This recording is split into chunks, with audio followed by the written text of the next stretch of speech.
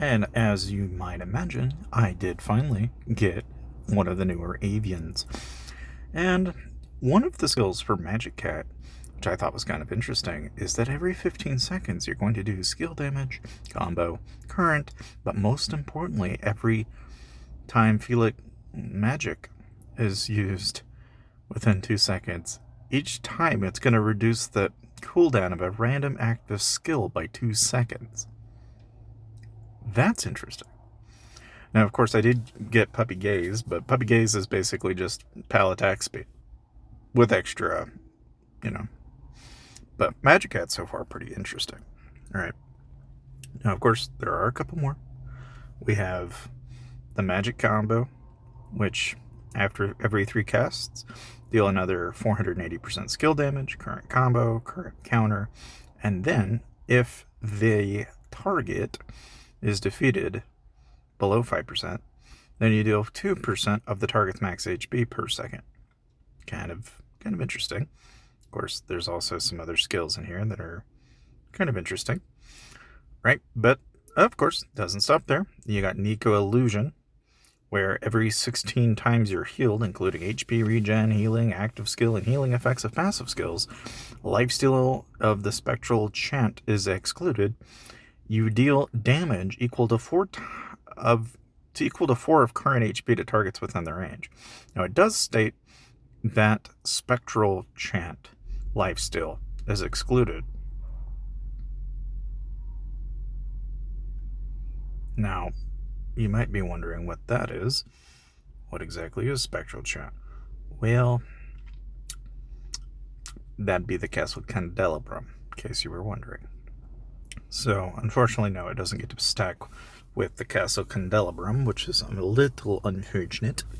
But, of course, that is not the only other one. We also have Michelle, which is kind of an interesting name for an avian. But for every 50 instances of damage taken, enemies take an additional 200% AoE damage and 2 of current HP AoE damage and become stunned for 0.5. Basic bottom line is, I would say that this is one of the best avians in the whole roster, just because of active skill duration being dropped by 2 seconds, and that it can be used on the same skill repeatedly. That is incredibly interesting to me, especially given that, there are also some other noticeably interesting passives that you can pair this up with. Now, like the current passive roster that I have on it is Shared Hatred, Grudge Holder, Super Crowd Combo, and Barrel Dodge, which, for the current roster is not like the best, but it's not like I'm going to be in any hurry to switch to it anytime soon. But to just kind of show you what it does, okay, given even with the current roster set, it is going to be kind of cool how this fires off our skills just that much faster. You can kind of see where it's like it pops and then it pops and it pops and it pops and it pop. Like, it is kind of cool that it works that way. And of course, you could also conceivably pop, like, say, the magic carpet with this. And then you're going to pop. And then if you go in and let's say you take the snail out and you put in Hydra Sprite in, so now you're going to fire off like crazy because you've got so many. I mean, that's the only other perk of this is that, you can go in an active skill regen and basically make your active skills fire off, your skills fire off, and it just comes to like in this full oh man, it's interesting to me actually, because like here where I invested some into wound, we'll just take that out and we'll go into active skill regen here. So let me just take that out and we'll just invest all of our stuff into active skill regen real quick. Give ourselves that little extra 10%. Might as well go ahead and grab the crit res while we're at it. It's not like it's really going to hurt anything anyway. And we'll go ahead and grab our base HP for a little bit. And again, these are little tiny changes, nothing major enough for it to like hurt us by any stretch of the imagination. But now we're just going to fire skills off like crazy. Just kind of cool. Because now you're sitting here and you can just sit here and fire off a bunch of skills. And if you're a mage, I would say this is This would be a very interesting thing to like have in your arsenal of all the different types of things that you can use. Now, I'll throw Cheetah on just to kind of play around with it, just to kind of see exactly what do we get out of this. Because again, you got to remember, skill damage is kind of what scales off of this, but we're also not leveling it by any means, right? Like if we wanted to level it, we could go ahead and try that and see just what of a difference really that would make. And again, it wouldn't really be all that noticeable given our current class setup, but oh boy, the things that you can do. Now, if you're wondering, like, again, how do I go about getting these avians? The trick is you got to get the B duct. And once you got the B duct, you want to pair that up with a very high level rare avian. And in this case, I'm actually pairing it up again with the same avian for the reason being that when you look at the actual rate at which you'll acquire the others, it is about a 4% increase on the probability. So like if, for example, you want to look at this, you can just go to breeding probability. And let's say you're trying to get Michelle, for example. Well, if you use aggressive lemon and you've got Michelle, well, then you have a 9% chance to a 66% chance of acquiring Michelle. Obviously, nobody has Michelle, but you can get B-Duck. And if you're wondering how to get B-Duck, you just take two pinkies and you put the pinkies together to get the B-Duck. But once you got the B-Duck, then you can go and say, like, if you were to do it on another pinky, you have a 10% chance of getting another B-Duck. Rinse, repeat, and you'll eventually get a bunch of ducks. But the point is that when you do it this way, and in this case, you're trying to get all these newer avians, right?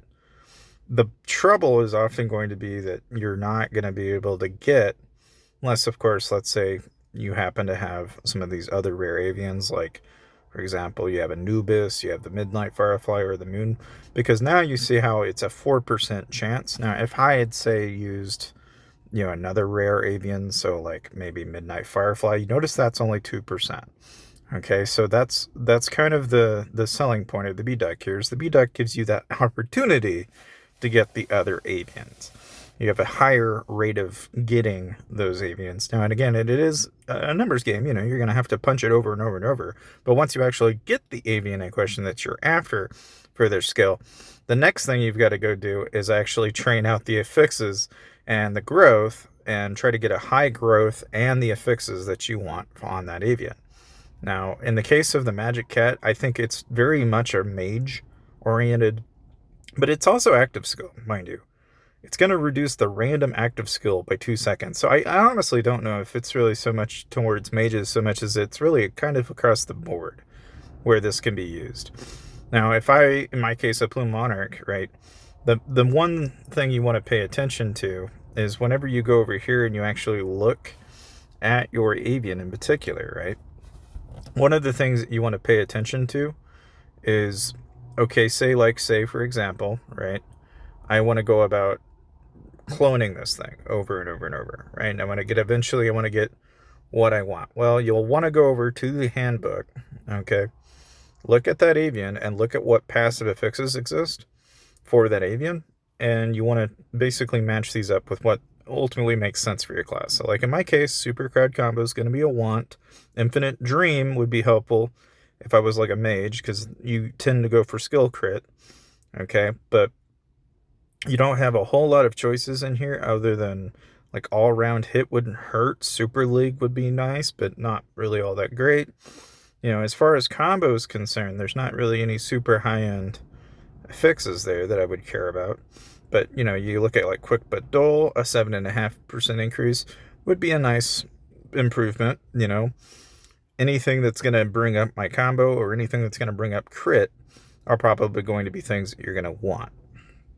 And by crit, I'm not talking skill crit. I'm talking purely looking at it from the standpoint of a Plume Monarch, which is that you are wanting pure crit damage. And that is ultimately going to be what you're going to look for. So Quick But Dull, probably Super Crowd Combo. A Super League would be nice. All-around hit would be fine.